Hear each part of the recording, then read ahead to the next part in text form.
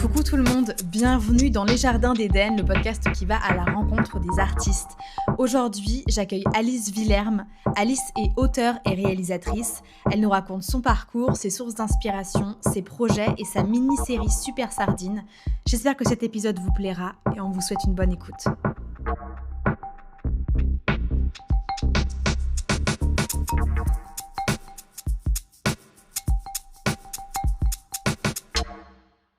Tu vas bien, Alice ? Oui, très bien. Merci d'avoir accepté, j'espère que t'es pas trop stressée. Non, merci à toi de m'avoir invitée. Mais avec plaisir, tu le sais bien. Fun fact, on s'est rencontrés vraiment pour la première fois hier en fait. Mais on s'était pas déjà vus ? En soirée, non, je crois pas. Bon, on s'était déjà parlé, ouais, je sais plus quand, mais c'est vrai qu'on s'est vraiment rencontrés hier. Est-ce que tu pourrais te présenter rapidement ? Qui es-tu ? D'où viens-tu ? Ça te stresse ? Non, du tout. Un petit peu. Mais je m'appelle Alice, je suis née à Paris, j'ai grandi à Paris. J'ai su très tôt que je voulais faire de la mise en scène. Mais je savais pas si c'était plus le théâtre, le cinéma, l'écriture. Mais je l'ai su assez tôt. Et puis, j'ai eu la chance de faire une partie de mes études en Angleterre, à Londres. Oh waouh ! Ouais, c'était trop bien. Donc, j'ai fait mon lycée là-bas et une école de cinéma là-bas. Une licence, dans une université anglaise, mais c'était un cursus cinéma audiovisuel, quoi. Juste après le bac ? Ouais, Okay. Juste après le bac, parce que du coup, j'ai passé mon bac en Angleterre. Donc, j'ai décidé de rester là-bas. Ok. Et j'ai vraiment découvert un univers tellement coloré, tellement fun. C'était une expérience super créativement aussi, quoi, de rencontrer des gens de partout dans le monde. C'est une ville hyper cosmopolite, Londres. Et j'étais dans une université qui laissait vraiment une énorme place à la création. On tournait tout le temps des courts-métrages. C'était vraiment la manière d'apprendre, c'était de faire. Donc c'était trop bien. Et puis après, je suis rentrée en France, à Paris. J'ai fait le cours Florent. Comme avec toutes toi. les personnes qui sont venues sur le podcast. Comme toutes les personnes qui sont venues sur ton podcast. Ouais. Et ça fait déjà 2-3 ans qu'on a fini. Ouais, putain. C'est ça. Et puis du coup, depuis, ça y est, je me suis lancée dans le vide, dans le bain de la réalisation. Sans filet, t'as sauté ? J'ai sauté. En fait, bien sûr. Et j'ai fait des petits projets. J'ai réalisé plusieurs courts-métrages, une série. J'ai eu l'occasion aussi de travailler sur plusieurs tournages. J'ai commencé mon petit bout de chemin dans le cinéma, du coup, plutôt. Okay. Voilà. Ça s'est passé comment pour toi, la sortie d'école ? Tu l'as vécu comment ? Que Florent s'arrête ? T'avais passé les concours ou pas en dernière année ? Non, pas trop. Moi, je toi, voulais les pas trop concours, faire une école de théâtre. En fait, oui, c'est vrai que je l'ai pas dit, mais moi, j'ai plus fait Florent dans le but d'appréhender la direction d'acteur et apprendre à mettre en scène, plus que pour devenir moi comédienne. J'ai fait cette école en mode je me mets à la place des acteurs, je découvre ce que c'est que de jouer, de traverser des textes et tout à la place d'un acteur. Mais mon but, mon rêve à moi, c'est de mettre en scène. Et tu sens que ça t'a servi Ça m'a énormément servi. Ah ouais ? Ouais, pour le coup, grave, tu touches une autre sensibilité humaine, tu traverses toi-même les émotions. Et puis, j'ai fait des cours d'écriture aussi à Florent. J'ai fait 9 heures quand même. C'était une option ? Ouais, c'était une option, mais tu vois, on avait 9 heures de théâtre, j'avais 9 heures d'écriture, quoi. Donc au final, j'avais autant d'heures d'écriture que de théâtre. Ça, c'est trop cool. Et c'était vraiment trop bien. J'ai noté un truc complètement con. Tu crois en l'astrologie ou pas ? J'y croyais énormément. Ouais. Mais de moins en moins. D'accord, très bien. Il y a eu un truc qui a fait que tu y croyais moins ? Non, pas forcément. Juste, je suis un peu sortie de la spirale. Ouais, de la spirale. J'entends complètement. J'ai écrit. Mais j'adore les gens qui adorent ça. Alors, j'adore en parler. J'adore l'astrologie, mais après, je suis vraiment pas hyper bien calée. Juste, ça m'intéresse de connaître les signes astrologiques de mes potes, parce que je trouve que c'est hyper intéressant. Mais évidemment, le signe, ça résume pas ta personnalité. Il y a tout un thème astral et tout. Bref, une charte et tout. J'ai marqué, on dit des balances qu'elles sont extraverties, curieuses, mais aussi incapables de faire un choix précis, de prendre des décisions. Est-ce que tu te sens concernée par ça ? Ah oui, très concernée. Non, par contre, je me sens vraiment extrêmement balance. Autant je crois de moins en moins à l'astrologie, autant j'ai vraiment l'impression d'être une balance. T'as le sens de la justice ? Ouais, à fond. Ça se voit. C'est vrai ? Tu trouves ? Moi, je trouve. Ouais. Si j'avais eu un autre truc à faire que du cinéma, j'aurais bien aimé faire avocate. Donc vraiment, je suis le cliché de mon signe, quoi. Ouais. Ouais, je suis vraiment hyper intéressée en plus par le milieu de la justice, même à l'image, à l'écran. Enfin, j'adore les films qui se passent dans les milieux, soit le milieu carcéral, le milieu de la justice, les T'avais procès aimé et tout. Anatomie d'une chute? Beaucoup, ouais. Grave, carrément. J'adore ce film. Là, j'arrive pas à me souvenir de films. Juste, bah là, plus récemment, j'ai vu du coup L'étranger où il y a vraiment une scène dans un tribunal, mais ça m'a pas trop. Il y avait Juré numéro 2, qui était c'était trop bien ça? Ouais, c'était trop cool. En film récent. T'as vu Chambre rouge? Non. Ok. C'est le film. De qui ça déjà? Je sais pas, je crois que c'est un film québécois. C'est sur les backrooms en fait, les red rooms. Plutôt. Ok. Les red rooms, pas du tout les backrooms. Mais en fait, il faut que je te retrouve le synopsis. Tu sais, c'est genre sur le. Comment est-ce qu'on appelle ça le dark. C'est pas le darknet, parce que darknet c'est. Le dark web. Le dark web, putain. Ouais. Mais je suis tellement âgée. Non, mais c'est un peu le même délire. Hein. Ouais, et c'est genre des trucs d'une glauquerie où genre des gens payent pour voir des femmes généralement. Et là, je crois en l'occurrence, c'est genre des jeunes filles vraiment mineures et tout se faire agresser. Enfin, et les mecs rajoutent de l'argent et elles se font torturer et tout. Et il y a toute une partie dans le tribunal où, parce qu'il y a une fille qui développe un peu une. Comment dire? Comment est-ce qu'on appelle ça? Une curiosité morbide vis-à-vis de l'assassin où elle est persuadée qu'il est innocent et tout. Et genre, elle cherche à le défendre. Et une autre qui est à l'opposé de ça et tout. Et genre, le film est excellent. Ok. Bah, je vais grave le regarder. Et tu me diras ce que Merci t'en de as la pensé. reco. Bah, Ouais. avec joie, tu plaisantes. Je t'ai demandé l'animal qui, selon toi, te représente le mieux. Et tu m'as répondu le chat. Alors déjà, je trouve que c'est vrai. En cherchant sur WikiHow, j'ai vu que c'était un animal crépusculaire qui est plus productif, genre plus actif très tôt le matin ou très tard le soir. Mais il est aussi doté de 18 orteils. Est-ce qu'il y a un des deux critères que j'ai cités dans lesquels tu te reconnais? Oui. Je te laisserai deviner lequel. On laisse aux auditeurs le droit le choix. Pourquoi tu as choisi cet animal? Parce qu'il est mi-indépendant, il aime bien faire ses petits trucs en solo, aller se balader tout seul, mi-très affectif parfois. Il est sauvage, je sais pas. J'ai toujours adoré les chats noirs. J'aimerais trop faire un film qui parle de la vie des chats dans les cimetières. Dans les cimetières?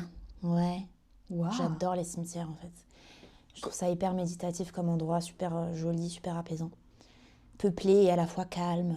J'aime beaucoup. Mais non, le chat... Meuf, t'es trop géniale. Et tu vas... C'est des recommandations de cimetière pour les auditeurs. Père-Lachaise, c'est génial comme endroit. Tu vas au Père-Lachaise? Ouais, j'adore m'y balader. Ok.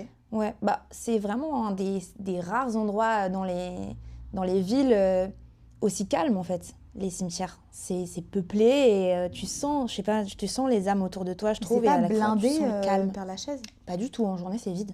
Ah ouais. Je pense que si tu y vas le week-end, il y a un peu de monde. Mais comme c'est assez vallonné, c'est quand même super grand. Mais t'as plein de petits recoins où tu peux te perdre un peu tout seul. Ok. Et je crois qu'il y a une visite guidée à faire dans le cimetière où on t'explique un peu les histoires d'amour, qui a été l'amant de qui, et qui est trop cool à faire. J'aimerais beaucoup la faire.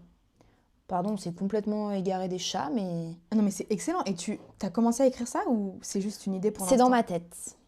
Et ce serait un long métrage ou un court métrage? Plutôt un long, je pense. Sur les chats? Ouais, peut-être en animation, tu vois. Ouais, je trouve que c'est des personnages très intéressants. C'est quoi tes films d'animation préférés? Sans aucune originalité, les Ghibli. Ça va. À un moment donné, quand c'est excellent et quand tout le monde dit c'est ça, c'est qu'en fait, il n'y a pas de secret. Non, mais clairement, c'est juste excellent. Ouais. Et c'est lequel ton préféré? Voyage de Chihiro. Ouais, moi aussi. Ouais, toi aussi. Ouais. Évidemment. Ouais, en fait. Je crois que Azilis, c'est Nausicaa. Ah ouais? Ouais. Un peu plus hardcore quand même, Nausicaa, un peu plus vénère. Je l'ai jamais vu. Après, Princesse Mononoke, on aime beaucoup aussi. Okay, mais Nausicaa, je crois que les créatures avec 1000 yeux, là, les espèces d'immenses larves, me dégoûtaient trop. Moi, c'était Ponyo quand j'étais petite. Ponyo sur la falaise. Que j'aimais trop. Qui est hyper glauque, en fait, quand tu le regardes plus tard. Je l'ai re-regardé il y a quelques temps et j'étais en mode c'est affreux. Mais pas mal des Ghibli sont un peu glaucos quand même. Ouais, c'est glauque. Mais même le voyage de Chihiro, en fait, c'est glaucos. Ouais. Mais c'est chouette. Tu sais, l'espèce d'énormes fantômes qui aspirent de l'or. Ah oui. Qui vomit tout. Mais ouais, ils sont trop beaux ces films. Ouais. Avec quelles œuvres t'as grandi du coup?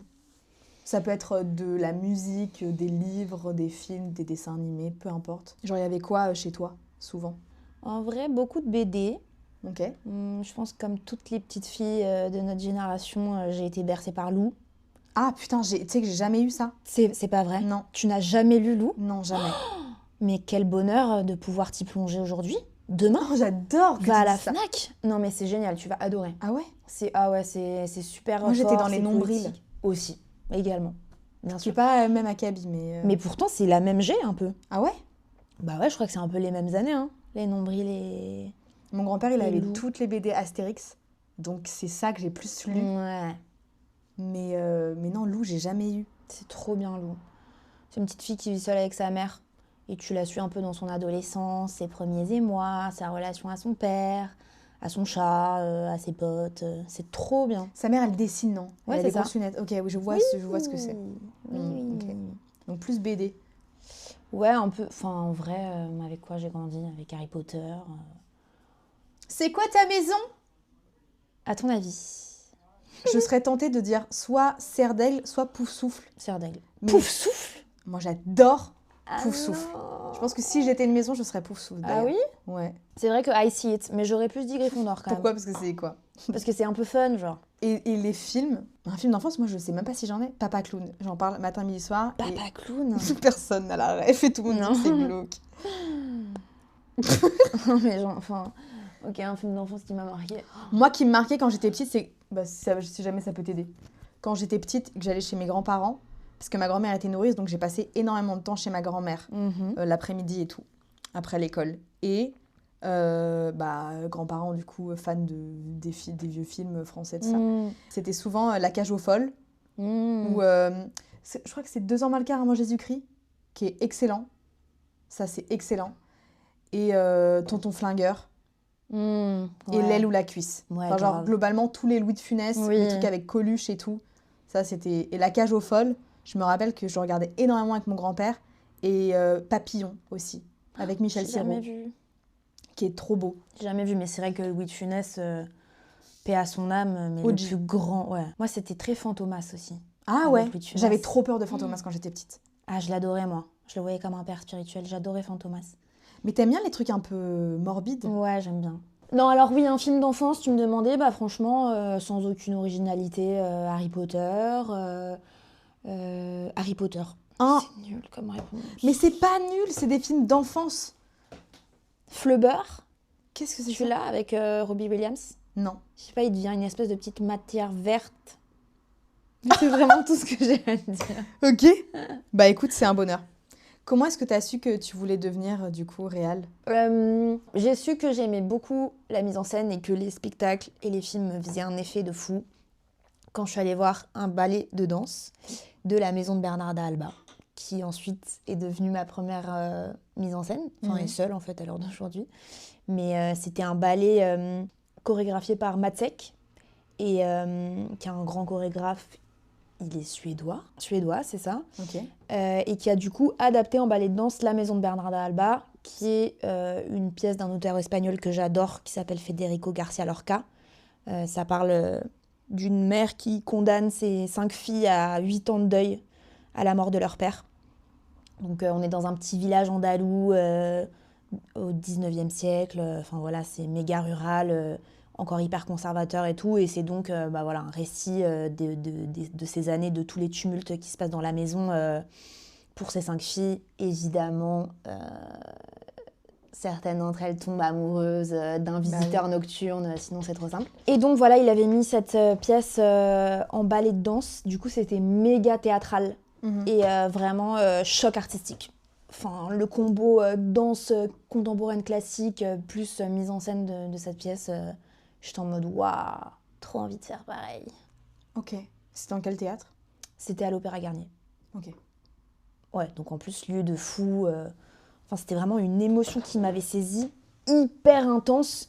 Juste le lever de rideau, la musique, l'orchestre, les présences des danseuses sur scène. Et fun fact, pour ceux qui connaissent un peu la danse, il y avait Alice Renavant qui jouait la servante. Elle avait un petit rôle un peu secondaire et je l'avais repérée, j'avais dit à ma mère parce que j'avais genre 7 ans à l'époque. C'était vraiment le premier ballet que je suis allée voir.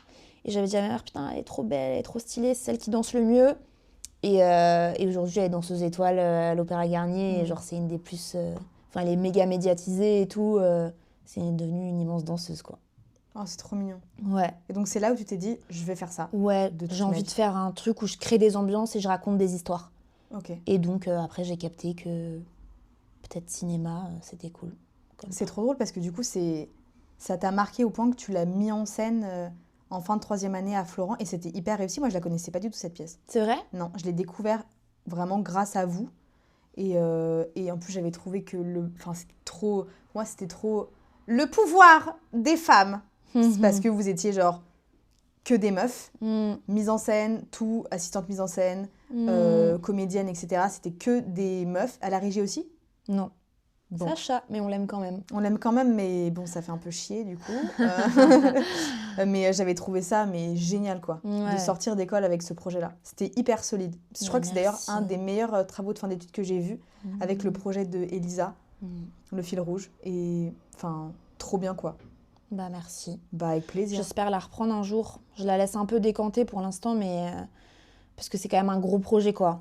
Il y a beaucoup de comédiennes et tout, et il y avait aussi un truc où, je sais pas, je me demandais si j'étais assez mature pour mettre en scène une pièce aussi lourde dès tout de suite, tu vois. Et je trouve ça bien aussi de la laisser respirer, mais clairement, c'est un truc que j'ai envie de reprendre. Ah bah, j'espère. Tu reviendras sur le podcast pour en parler. Pour faire de la pub. Quand ce sera le podcast le plus écouté de France. Eden Podcast. Mon Dieu, ma phobie. Ma phobie, vraiment. Mais du coup, ça a été soutenu par ta famille, ce choix-là de devenir réal et metteuse en scène. Oui, ils t'ont pas fait chier? Non, pas du tout. Non, ça a été... Oui. Bah, en fait, tant qu'ils me voient travailler, je veux dire, j'ai jamais pas travaillé, quoi.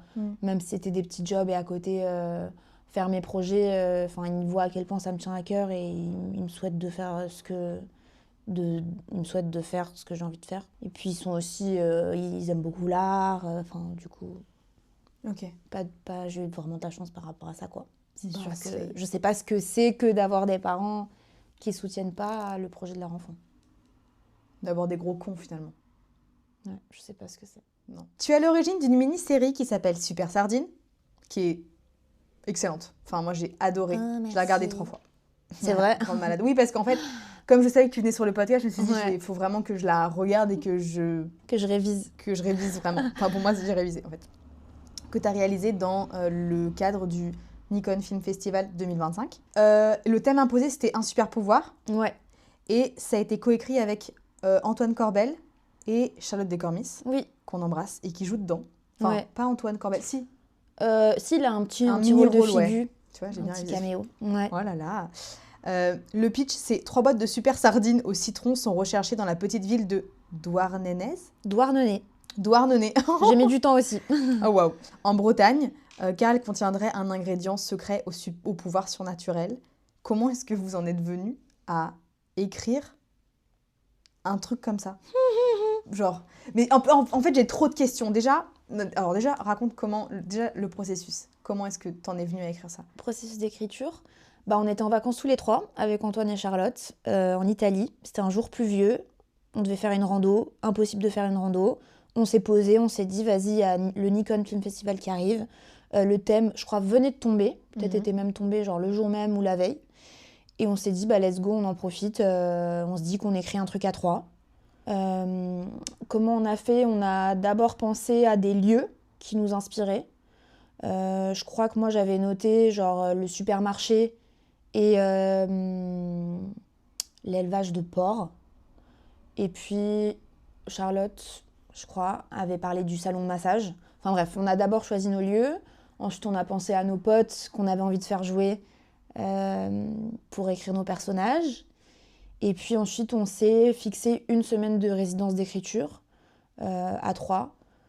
Exercice génial d'écrire à 3. Franchement, j'ai adoré découvrir l'écriture collective. Enfin, même si c'était pas exactement la première fois, mais à 3, oui. Et puis voilà, on s'est vraiment fixé une discipline d'écriture et on en est arrivé à pondre, ce truc un peu loufoque, un peu drôle. Enfin, on aimait bien le genre de la comédie musicale tous les 3, on aimait bien la comédie. On s'est dit, vas-y, on s'éclate, on fait un truc marrant. pas premier degré. Vous avez écrit parce que ça chante dedans. Ouais, donc, ça chante un petit peu. C'est trop bien, je m'y attendais zéro parce que ça chante dedans. Et vous avez écrit les chansons tout seul ? Ouais. Mais c'est trop chouette. Ouais. Et comment vous avez trouvé les lieux, du coup ? On vous a... En fait, vous aviez un délai de combien de temps pour tout tourner, tout faire, tout... On a commencé en septembre pour un rendu en janvier. Ok, propre. On a tourné sur 2 semaines à peu près en novembre. Et puis on a tourné, on a démarché des lieux, enfin on a démarché le supermarché et le salon de massage. Et ensuite l'élevage de porc, on l'a eu parce que le père d'Antoine travaille là-bas. Mais c'était vraiment globalement que de la débrouille pour trouver des lieux, pour trouver une équipe technique. Enfin, c'était vraiment du fait main, quoi. Genre, on s'est entouré des gens qu'on connaissait, des gens qu'on connaissait pas. Et puis, voilà. On a vraiment fait ça, hecho en mano, comme on dit. Mais c'était une super aventure. Franchement, le rendu est trop, trop cool. Et comment vous avez imprimé les trucs de sardines ? Ah, c'est ma meilleure pote qui fait du design graphique, qui a créé du coup le design de la conserve. Et puis ensuite, on l'a juste imprimé sur des stickers et on a commandé des petites boîtes vierges, des petites boîtes en conserve quoi, sur Amazon et on a collé dessus. C'est vrai que quand j'y pense, on n'avait pas du tout de chef déco, pas de chef costume. Enfin, on a vraiment fait ça un peu tous les trois. Comment vous avez écrit ? En fait, moi, je trouve que c'est trop impressionnant de réussir à vraiment bâtir un scénario. En plus, c'est mis bout à bout, c'est au moins, je sais pas, 10 bonnes minutes de... Ouais, à peu près, c'est ça. De cours, en fait. Donc, c'est super long à réaliser. Genre, c'est hyper bien fait. Chaque plan est hyper bien... hyper juste, en fait. Je sais pas comment expliquer. Comment vous avez structuré ça aussi bien ? En vrai, ça nous est venu le premier jour de se dire ils vont bouffer des sardines qui va leur donner un super pouvoir. Genre, on s'est dit c'est trop marrant que ça vienne d'un truc aussi ridicule. Et on dit souvent que les sardines ont des propriétés exceptionnelles, que c'est hyper bon pour la santé et tout. Enfin, moi, j'en mange beaucoup. Par exemple, je vois souvent sur les réseaux en mode pour la skincare, pour le cœur, pour les oméga 3, la sardine, produit exceptionnel. Et donc, j'avais eu cette idée de que le pouvoir naisse d'une boîte de sardines.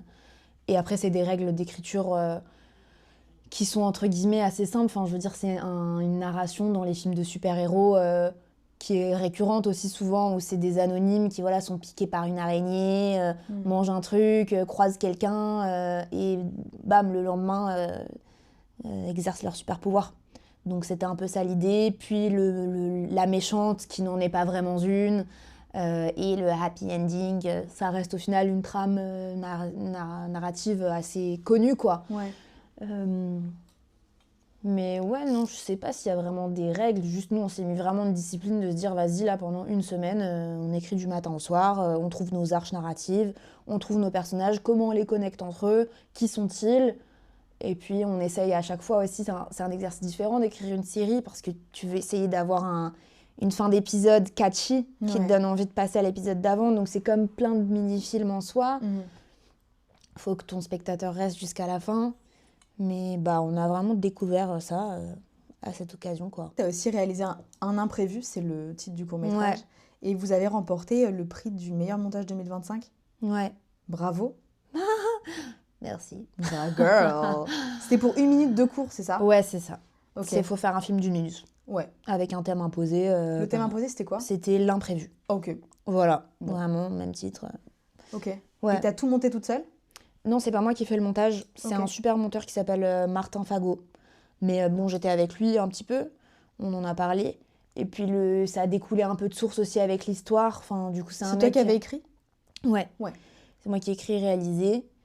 Et du coup, pour ceux qui l'ont pas vu, c'est un mec qui a un rendez-vous à un casting et à qui il arrive galère sur galère sur galère sur le chemin. Donc aussi, c'est pour ça que le montage est marrant et marche bien, je pense, parce que c'est une succession d'imprévus jusqu'à la chute de fin en mode au final, c'est la directrice de casting qui n'était pas là. Elle a eu un imprévu. Hi hi ha ha. Mais oui, bref, c'est sympa de... Je trouve ça cool, ces petits concours, d'y participer. Ouais, Au final, ça donne vachement de liberté, ça forme. Et en fait, d'avoir un thème imposé, une durée imposée, ça structure aussi. T'es pas face à une page blanche, tu vois. Ouais. Genre, je commence par où, je raconte quoi. C'est trop cool d'avoir un thème.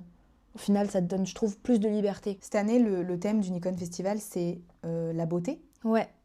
Tu as prévu d'en tourner un ? Ouais, je participe. Tu participes, tu écris et réalises ou... Ouais. Ok. Ouais. Je fais un truc dans un institut de beauté.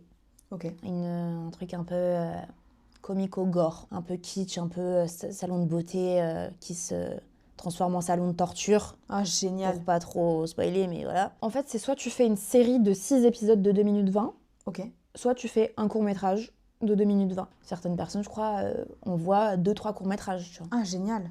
Ouais, c'est cool. Là, je suis trop contente, j'ai une équipe que de meufs. Super. Enfin, sauf un ingé son, Esteban, qui est un gars bien. On l'embrasse, mais bon, c'est pas de sa faute. Voilà, c'est pas de sa faute. C'est juste pas de sa faute, c'est pas grave. Mais c'est la première fois où je vais être en full équipe technique que de filles. Je suis trop contente. Quand t'écris toute seule, est-ce que c'est plutôt organisé ou désorganisé ? C'est un peu quand tu veux ? Ou est-ce que faut que tu te fasses un emploi du temps fixe de telle heure à telle heure j'écris ? Bah, en fait, j'ai un peu des trucs en stock depuis longtemps. Des grands dossiers sur mon ordi. Donc t'écris sur ton clavier déjà ? Sur mon clavier. C'est pas manuscrit ? Non, pas trop. Je suis un peu déçue. Ouais, désolée. Bah non, c'est pas grave. Désolée de te décevoir. Non, mais parce que ça va plus vite, quoi. Beaucoup de trucs qui commencent dans les notes iPhone et qui finissent sur mon ordi, en gros. Des petites idées qui fusent, je note des petites scènes du quotidien, voilà. Après, c'est vrai que pour l'instant, je me suis pas trop confrontée à la page blanche. Genre, je me suis beaucoup appuyée, comme je disais, sur des thèmes, sur des concours, participer à des concours comme le Nikon, comme une minute de cours. L'année prochaine, je pense que je vais essayer de faire le 48 heures Film Fest, là où tu dois faire un film en 48 heures. Où tu as quand même pareil aussi un thème imposé, je crois même une phrase imposée, des personnages imposés et tout. Oui. Donc moi, ça m'aide beaucoup de partir d'une commande. Et puis sinon, là, je vais essayer, après mon Nikon de cette année, de partir de rien et d'écrire un long. Voilà, de me dire, vas-y, let's go, j'écris un long, j'essaye de me faire produire, ça prendra le temps que ça prendra. Et donc voir de toutes ces petites notes à droite à gauche, laquelle j'ai le plus envie de développer et de raconter. Donc pas de processus encore, mais en tout cas, d'écrire avec des gens, c'est trop cool aussi. De se confronter à leurs avis, de remettre en question les tiens. Ouais, ça demande une discipline, ça, c'est sûr que... Il faut Mais je sais plus qui disait que quel auteur se réveillait entre 4h et 6h, et quoi qu'il arrive, entre 4h et 6h, il fallait qu'il écrive. Même si c'était 40 000 fois le même mot, que c'était... de la merde, genre voilà, j'ai 2 heures, j'écris. Et en vrai, je trouve, tu le ressens, nous qui passons notre temps sur notre tel, tu te forces à lâcher ton tel 20 minutes à regarder dans le vide, t'as forcément une idée qui va pop. Ouais, grave. Genre vraiment, enfin de l'ennui vient la création, quoi. Donc je me force aussi des fois un peu à faire ça. Errer dans les rues de Paris. Au cimetière et tout, quoi. Voilà. En tant que réalisatrice, quel type d'histoire t'as envie de raconter ? Est-ce qu'il y a des sujets en particulier que tu aimerais traiter ? On a parlé d'horreur tout à l'heure. Ouais. C'est un genre qui te plaît ? Plus thriller qu'horreur. D'accord. J'aime bien les enquêtes. J'aime bien un peu tout ce qui est crime, mystérie, enquête policière, policier. Mais sinon, j'ai des petites histoires en stock que j'ai envie de raconter. Genre mon grand-père, par exemple, il travaillait dans des champs d'orangers. Et c'est lui qui a ramené l'orange maltaise en France. Genre, je me dis, c'est une histoire, c'est un décor. C'est lui ? Ouais, c'est lui qui a fait les premières livraisons, exportation des grosses oranges maltaises bien juteuses de la Tunisie vers la France. Enfin, j'aime bien, moi, le cinéma pour les enfants, tu vois. Genre les films aussi que les enfants peuvent regarder. Enfin, être basculés dans des histoires qui sont pas forcément engagées. Même si j'adore regarder des films sociaux, hein. J'adore regarder... les films de Ken Loach, j'adore ça, enfin voilà, mais moi je me sens pas encore hyper legit d'être la grande défenseuse d'une cause, quoi. Enfin ouais, je sais pas si ça répond à ta question. Ça répond ? Ok. Est-ce qu'il y a des réalisatrices ou des réalisateurs qui t'inspirent ? Ouais. Ouais, j'ai pas mal de réalisateurs qui m'inspirent. Moi j'aime beaucoup Andrea Arnold. Je connais pas. Voilà, c'est une réalisatrice anglaise. En fait, moi, j'aime beaucoup les Anglais. Je trouve qu'ils ont un sens de l'écriture, du jeu, de la comédie fantastique. Mais Andrea Arnold, elle a fait genre American Honey. Ok. Elle a fait Fish Tank. Ah, ok, génial. Ouais, Fish Tank. Donc tu vois complètement. Ouais. Cet univers un peu, je sais pas, super doux. En fait, je trouve qu'il y a vraiment un truc hyper social. Doux et social et sauvage. Ouais. Et que, par exemple, sur les thèmes de la sensualité, je trouve que toutes ces scènes d'amour, ces scènes sensuelles et tout, on voit vraiment que c'est une femme qui les a écrites, ça fait plaisir, tu vois. Ouais. Genre, c'est vraiment pris sous le prisme d'une femme. Donc elle, j'aime beaucoup. Et puis après, moi, j'aime beaucoup David Lynch aussi. À quel point il laisse passer ses rêves, ses cauchemars. C'est lequel ton préféré de Lynch? Mulholland Drive. Ok. Je pense. Voilà. Mais tout cet univers un peu sombre, loufoque. Même la série Twin Peaks, c'est une de mes séries préférées. Je suis en plein Twin Peaks là. Enfin voilà quoi. Excellent. J'adore. Si je devais en citer deux, je citerais ceux-là. Mais en me réécoutant, je penserais sûrement à d'autres personnes. Et on le mettra en dessous en barre de description si jamais. PS. Elle aime aussi ça et ça. Pour l'instant, du coup, tu te focuses plus sur l'écriture et sur la réalisation. Ouais. En fait, moi, c'est ce que j'aspire à faire vraiment. Écrire et réaliser des films. Quel film t'aurais aimé réaliser? Peut-être Harry Potter.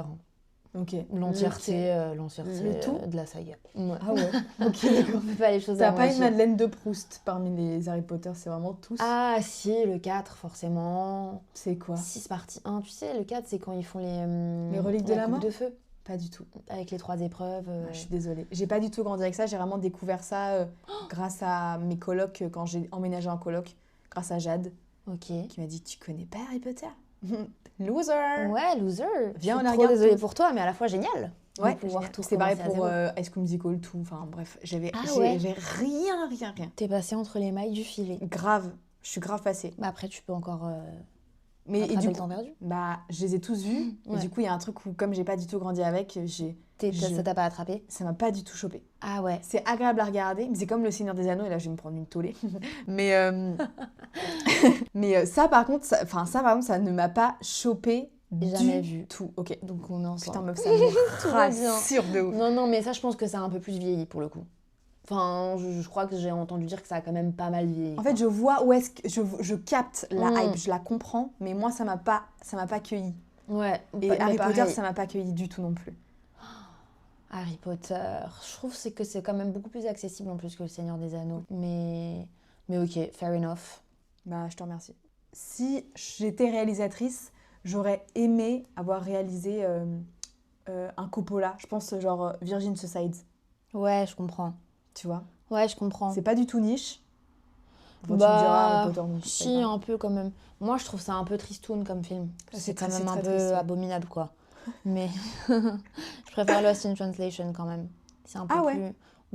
Je sais pas, au moins il y a une petite histoire un peu tendre. Ok. Virgin Suicide, c'est quand même des vierges qui se suicident, quoi. Enfin, point.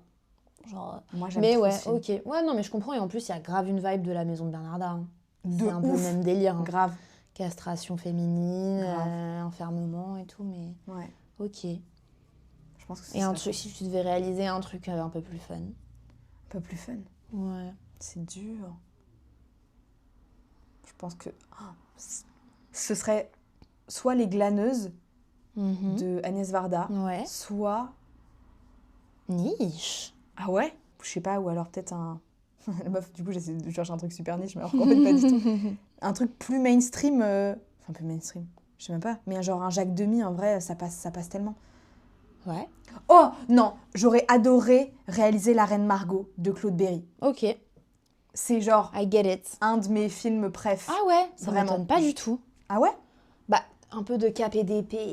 J'adore les trucs de KPDP. Et celui-là, alors qu'il est glauquissime. Mais moi, de toute façon, j'ai une obsession avec la Saint-Barthélemy. Un gros souci, genre, mais cette période-là, dinguerie. Et quand j'ai commencé, à l'époque, mon contrat dans un musée hyper connu où il y a eu la Saint-Barthélemy dedans, j'étais en mode putain, je suis sur les lieux de la Saint-Barthélemy, c'est dingue et tout. J'étais complètement matrixée. Ah ouais? Je suis complètement matrixée par la Saint-Barthélemy. C'est trop bizarre, genre. C'est quoi ton empire romain? T'as un empire romain? J'allais dire les dragibus. Je sais pas. Okay. Ça n'a rien à voir. T'as paniqué de fou, en fait. Mais j'ai paniqué de... Attends, un empire romain, c'est genre un truc tout petit, mais qui pour toi est un empire. Il y a eu une trend empire romain où genre, il y a une nana, je crois, une américaine qui s'est filmée en disant mon mec me parle sans cesse de l'empire romain. Et il me parle genre au moins une fois par semaine de l'empire romain. Et genre dans les commentaires, il y avait plein de mecs qui étaient en mode meuf, moi aussi. Mon mec ne veut pas lâcher avec l'Empire romain. Genre, ils ont tous une obsession avec l'Empire romain et tout. Du coup, c'est né de ça, mais en gros, c'est est-ce que t'as un événement historique, un personnage historique ou je sais pas, un truc en particulier qui te... un peu random, auxquels tu penses, genre, assez souvent, alors que il n'y a aucun lien, enfin genre j'ai aucun lien avec la Saint-Barthélemy. Je sais pas pourquoi, mais j'y pense archi souvent. Et pareil, je pense tout le temps à Jeff Buckley, enfin la meuf, j'ai juste un gros souci en fait dans ma tête. Mais genre parfois je suis en mode, mais juste quelle perte, quelle tristesse, qu'il soit mort, noyé, enfin genre...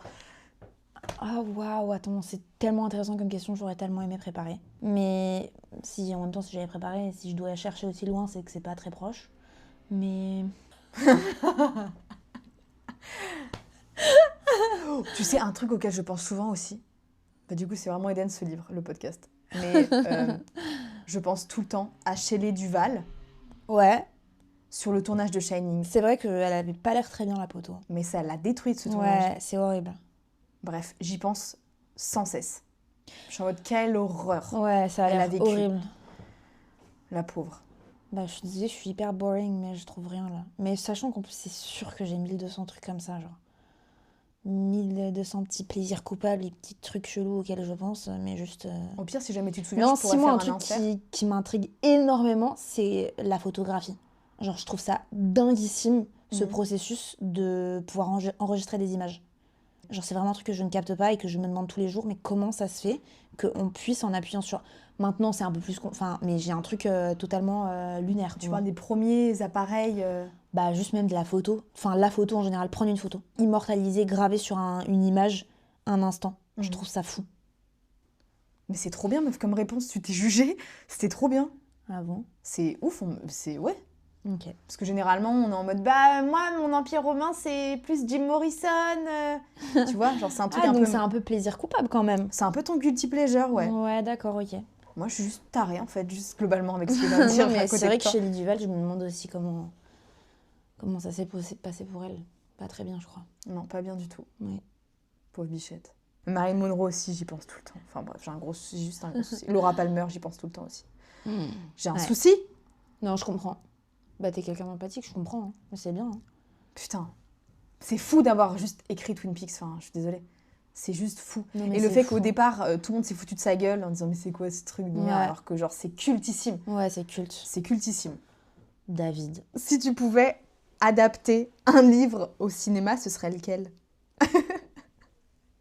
Il y a eu ? Est-ce qu'il y a eu une adaptation de Lou au cinéma ?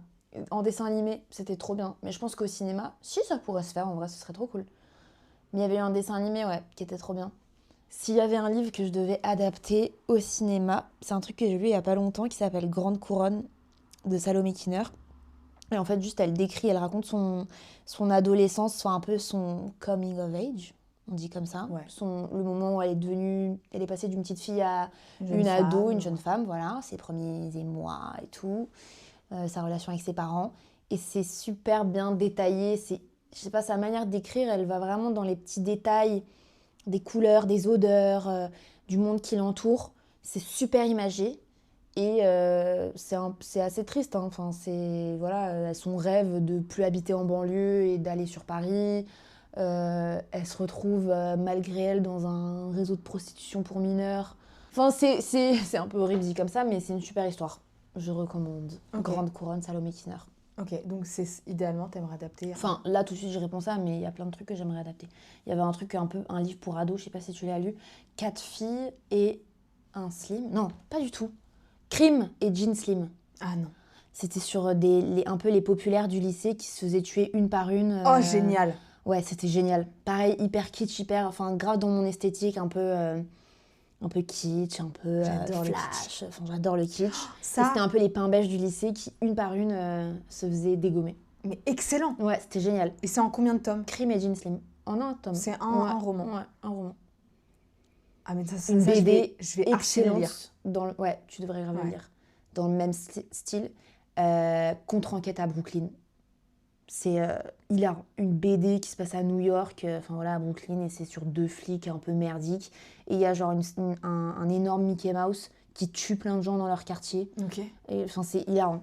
Les trucs comme ça, un peu comico-gore. C'est ta cam. C'est ma cam. Ok, mais Crime et Jean Slim, je vais grave faut vraiment que je le chope. Ouais. Ça m'a hypé. Le titre m'a hypé. Une petite pépite qui est passée. On adore. Hein. Quels sont tes projets en ce moment? Et nous, qu'est-ce qu'on peut te souhaiter pour la suite?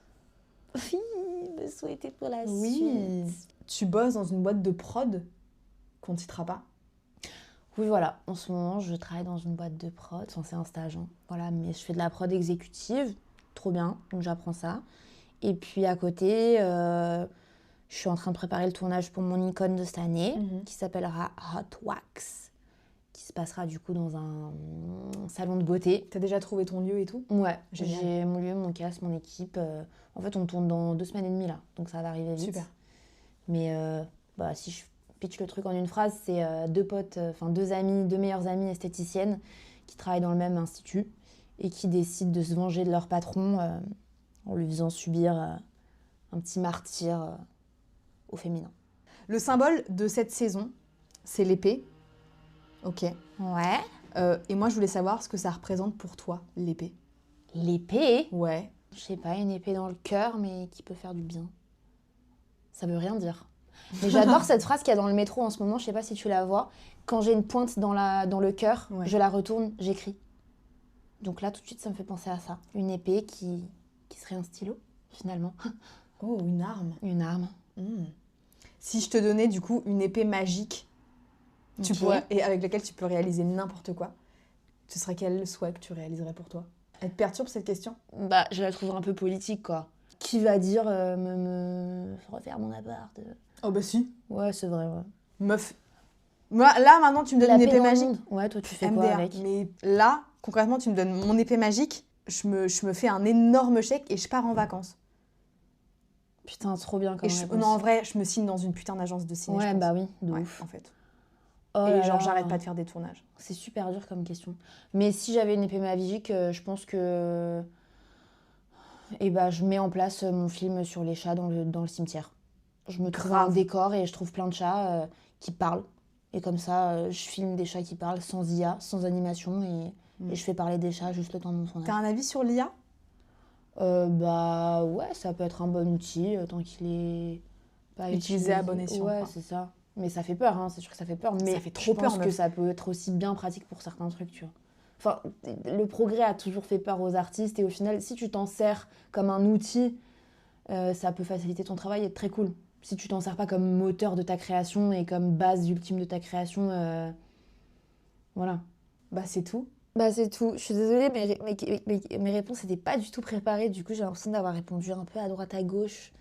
Mais j'espère que... Meuf, c'était très bien. Merci beaucoup d'être venue. Bah, merci à toi de m'avoir reçue. Mais avec plaisir, tu rigoles. On te souhaite plein de bonnes choses. Merci toi aussi.